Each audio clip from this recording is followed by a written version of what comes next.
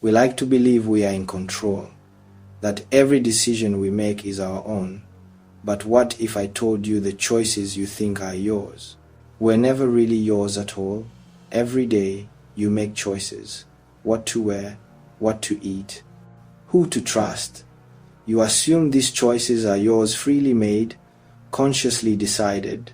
But science and philosophy both suggest something unsettling, that what we call free will might just be a beautifully crafted illusion. Let's begin with a simple question. If you could rewind your life 10 seconds ago, would you make the same choice again? Neurologists like Benjamin Libet ran experiments in the 1980s that shocked the world. Using EEG machines, he found that our brain makes decisions milliseconds before we become aware of them. In other words, your brain decides before you do. Let's look deeper. When researchers monitor brain activity during decision-making tasks, patterns begin to form before a person consciously chooses. This is called the readiness potential. Think about it. If your brain has already made the decision before you are aware of it, are you truly in control? In a more recent study by neuroscientist John Dylan Haynes, decisions could be predicted up to 7 seconds before people were aware they'd made them. That's not magic, that's the unconscious mind at work. We are not blank slates. Our genetics, upbringing, trauma, and even dopamine levels play roles in every action we take. Are we choosing, or are we responding to programming? Philosophers have debated free will for centuries. Determinism suggests that every event, every thought is caused by a prior chain of events. If you were born in another place, at another time, raised by different people, would you still believe what you believe now? Would you still choose the same career, religion, or partner? Maybe not. Maybe everything is just a reaction to what came before.